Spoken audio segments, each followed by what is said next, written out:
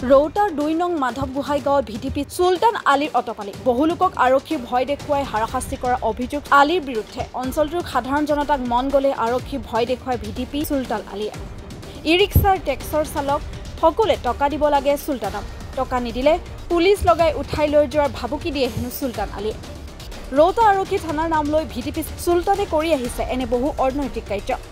পূৰ্বৰে পৰা বহু অভিযোগ আছে চুলতানৰ বিৰুদ্ধে কিন্তু ভিডিপি সেক্ৰেটাৰী হোৱাৰ সুবিধাতে বাছি যায় অভিযুক্ত চুলতান এবাৰ উপায়ন্ত হৈ সকলো ৰাইজে মিলি অভিযোগ দাখিল কৰে ৰৌতা আৰক্ষী থানাত ৰৌতা আৰক্ষী থানাৰ ভাৰপ্ৰাপ্ত আৰক্ষী বিষয়া উদয়ক বহুমতৰ ভিডিপি চুলতানক আলীক উচিত শাস্তি দিবলৈ দাবী জনায় ভুক্তভোগী ৰাইজে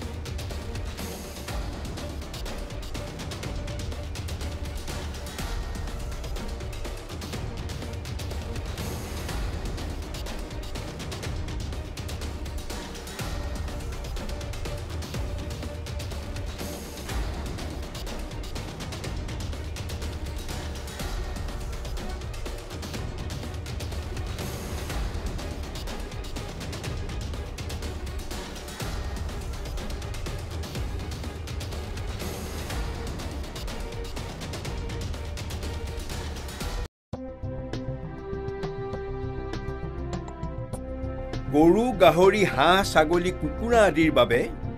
জনপ্ৰিয় দানাৰ নামটোৱে হ'ল বিয়ম এই অসমৰ উদ্যোগ গতিকে বিতৰকসকলে অতি শীঘ্ৰেই বিয়ম উদ্যোগৰ লগত যোগাযোগ কৰক